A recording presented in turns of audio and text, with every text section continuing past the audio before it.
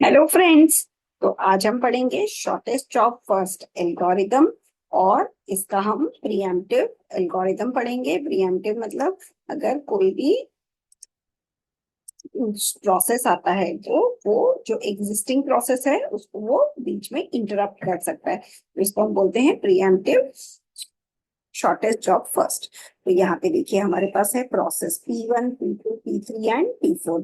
तीनों ये चारों प्रोसेस का अराइवल टाइम दिया हुआ है 0, 2, 4 एंड 5, और इसका सीपीयू बर्स्ट टाइम भी दिया हुआ है 7, 4, 1 एंड 4।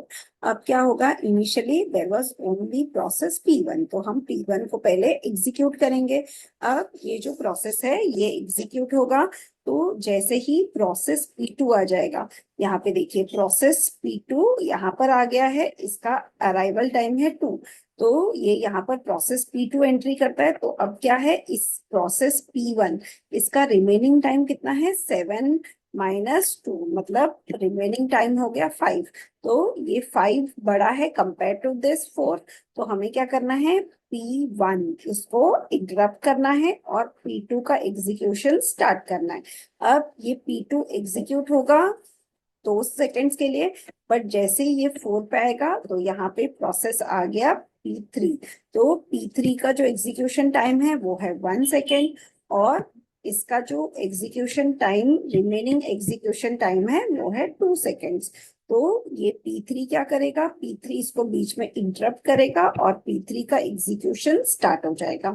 अब यहाँ पर P4 अराइव हो जाएगा, तो यहाँ पर 5 सेकेंड्स में हमारा P4 ये प्रोसेस अराइव हो गया, बट इसका जो रिमेनिंग टाइम था वो है 4 सेकेंड्स, जबकि तब तक यहाँ पे ये जो 1 सेकेंड में हमारा P3 था ये कंप्लीट हो जाएगा, मतलब ये 0 हो गया। अब हमें देखना है कि जो रिमेनिंग प्रोसेस है, जैसे P1, P2 एंड P4, इनमें से सबसे शॉर्टेस्ट कौन सा है। तो हम देख सकते हैं यहाँ पे 5 सेकेंड है, यहाँ पे 2 है और यहाँ पे 4।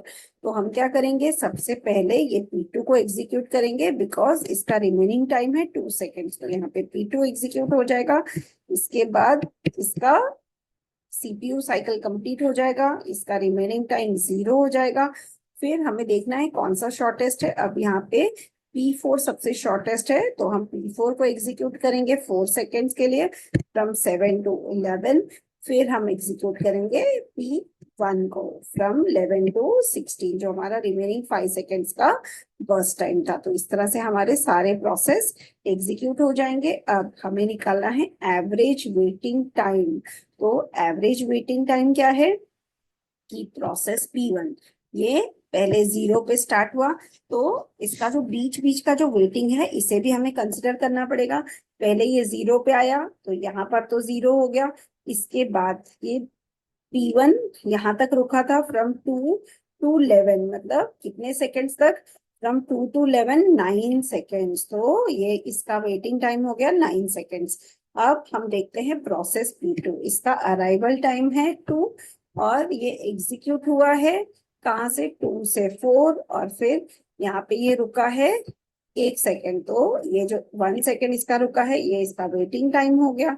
इसके बाद हम देखते हैं प्रोसेस P3, ये जैसे ही आया वैसे ही ये एग्जीक्यूट हो गया, तो इसका वेटिंग टाइम है 0, बिकॉज ये यहीं पर आया और एग्जीक्यूट भी हो गया, तो there is no waiting time. अब हम देखते हैं प्रोसेस P4, P4 का अराइवल टाइम है 5। यहाँ पे ये प्रोसेस अराइव हुआ, ये 5 है, और ये रुका कहाँ तक, P4, ये हमारा रुका 2 सेकेंड्स यहाँ तक, तो इसलिए इसका वेटिंग टाइम हो गया 2। अब हम सबको ऐड कर देंगे, यहाँ पे 4 प्रोसेस है तो डिवाइडेड बाई 4 कर देंगे, तो हमारा waiting time, average waiting time आ जाएगा 3 seconds. So I hope this was interesting. आप इसको खुद से कैलकुलेट करके जरूर देखिए। अब हम देखते हैं एक और एग्जाम्पल। तो अभी देखिए हमारे पास 4 प्रोसेस है, P1, P2, P3 and P4। अब इसका अराइवल टाइम है 0, 1, 2 एंड 3, और बर्स्ट टाइम है 4, 2, 1 एंड 3। अब अगर हम FCFS मतलब first come first served basis में अगर हम शेड्यूलिंग करेंगे, तो क्या हो जाएगा, P1 अराइविंग फर्स्ट, तो इसका एग्जीक्यूशन स्टार्ट हो जाएगा और ये 4 सेकेंड्स तक कंटिन्यू होगा। तो इस तरह से हम इसका एक गैंट चार्ट भी बना सकते हैं। ये देखिए पहले आ जाएगा P1 जो 0 से 4 तक एग्जीक्यूट होगा, तब तक हमारे सारे प्रोसेस आ जाएंगे।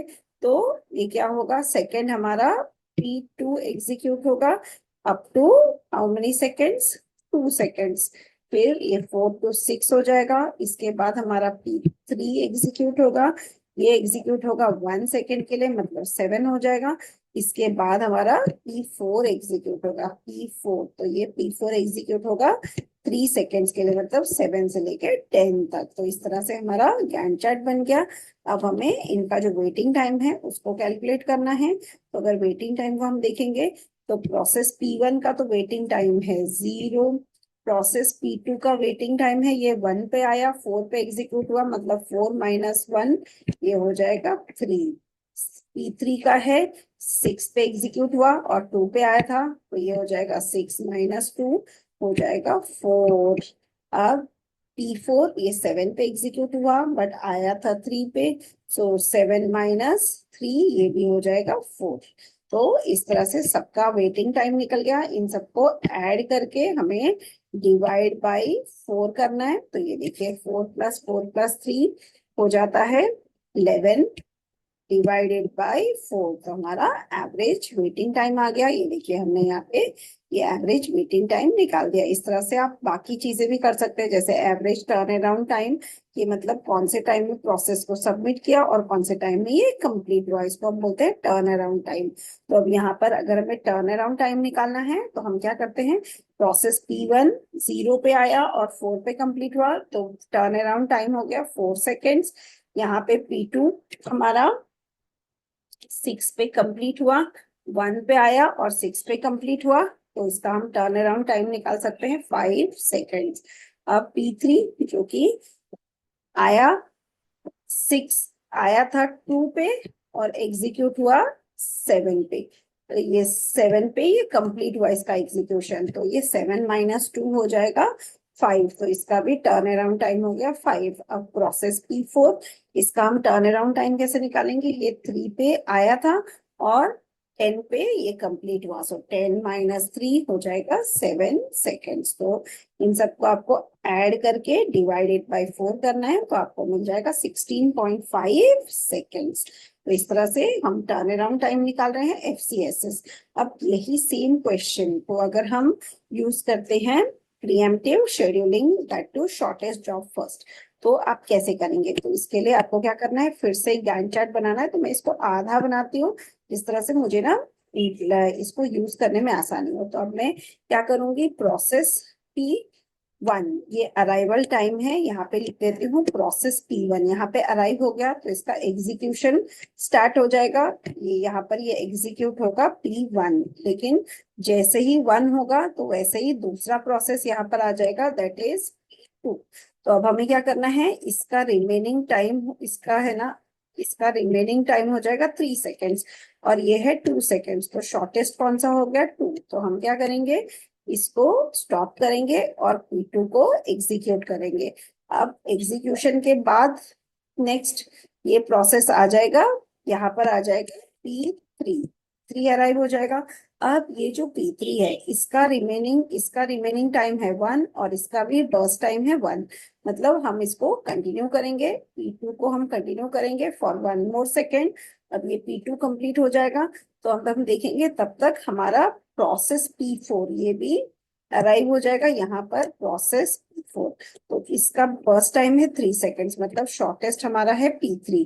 तो अब हम P3 इसको हम एग्जीक्यूट करेंगे, जैसे ही ये P3 कंप्लीट हो जाएगा 1 सेकेंड में, तो अब हम P1 एंड और P4 इसमें से कोई भी हम सिलेक्ट कर सकते हैं। तो सपोज हम सिलेक्ट करेंगे P1 बिकॉज ये पहले था रेडी क्यू में, तो इसको हम एग्जीक्यूट कर लेंगे।